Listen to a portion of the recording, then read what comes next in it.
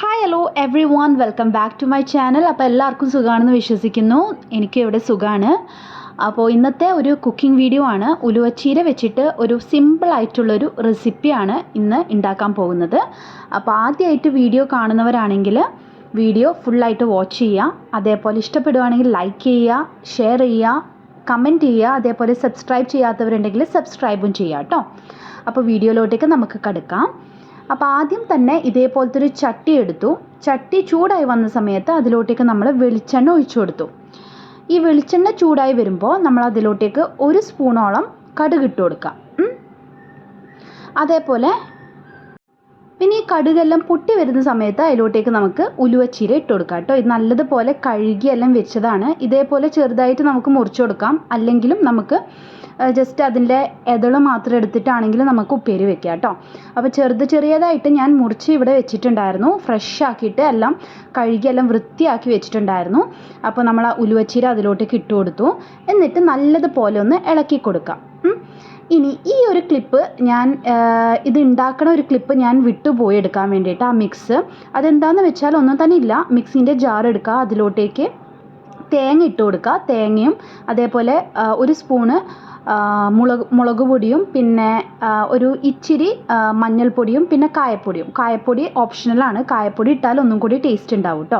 അപ്പോൾ കായപ്പൊടി എല്ലാം കൂടി ഇട്ട് മിക്സിയിൽ ഒന്ന് അടിച്ചെടുത്തു. വെള്ളമൊന്നും ഒഴിക്കണ്ട, ജസ്റ്റ് ഒന്ന് അടിച്ചെടുത്തു. ആ ഒരു മിക്സാണ് ഞാൻ അതിലോട്ടേക്ക് ഇപ്പോൾ ഇട്ട് കൊടുത്തത്. അത് ഇട്ട് കൊടുത്തതിന് ശേഷം പിന്നെ നിങ്ങളുടെ ടേസ്റ്റിനനുസരിച്ച് ഉപ്പും കൂടി ഇട്ട് കൊടുക്കുക. എന്നിട്ട് നല്ലതുപോലെ ഒന്ന് ഇളക്കി കൊടുക്കുക കേട്ടോ. ഞാൻ നേരത്തെ പറഞ്ഞതുപോലെ ഇതിൽ വെള്ളം ഒഴിക്കേണ്ട ആവശ്യമില്ല. നല്ലതുപോലെ ഇളക്കി കൊടുത്തതിന് ശേഷം ഒരു 3 to 4 മിനിറ്റ്സ് ഒന്ന് അടച്ചു കൊടുക്കാം. നല്ല ടേസ്റ്റാണ്. പിന്നെ അതേപോലെ നല്ല ഹെൽത്തി റെസിപ്പി കൂടിയാണ്. നമുക്കിത് ചപ്പാത്തിൻ്റെ കൂടെ ആണെങ്കിലും കഞ്ഞീൻ്റെ കൂടെ ആണെങ്കിലും ചോറിൻ്റെ കൂടെ ഒക്കെ ആണെങ്കിലും നമുക്ക് കഴിക്കാം. നല്ല ടേസ്റ്റാണ്. പിന്നെ അതേപോലെ ഷുഗറൊക്കെ ഉള്ളവർക്ക് ഈ ഒരു ഉപ്പേരി ഉണ്ടാക്കി കഴിക്കുന്നത് നല്ല ടേസ്റ്റായിരിക്കും. അതേപോലെ നല്ലതുമായിരിക്കും ശരീരത്തിന്. ഞാൻ നേരത്തെ പറഞ്ഞിട്ടുണ്ടായിരുന്നല്ലോ ഇത് നമ്മൾക്ക് കുറേ രീതിയിൽ ഉണ്ടാക്കാമെന്ന്.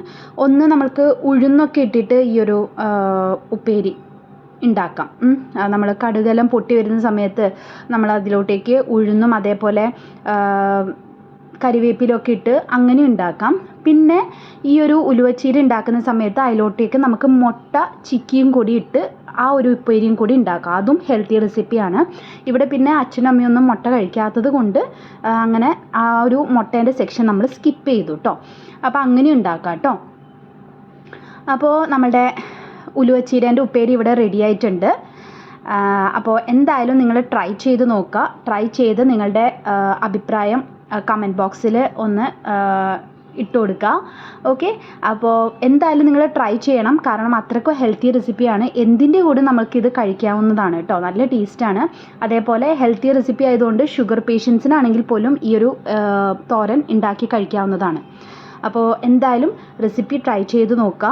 ഇഷ്ടപ്പെടുവാണെങ്കിൽ എന്തായാലും അറിയിക്കുക കമൻറ്റ് ബോക്സിൽ.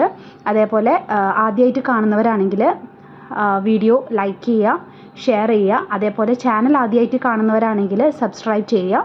സബ്സ്ക്രൈബ് ചെയ്യുമ്പോൾ തൊട്ടടുത്തൊരു ബെല്ലൈക്കൺ ഉണ്ട്, അതിലും കൂടി ക്ലിക്ക് ചെയ്യുക. അപ്പോൾ നെക്സ്റ്റ് വീഡിയോയിൽ കാണാം. ബൈ.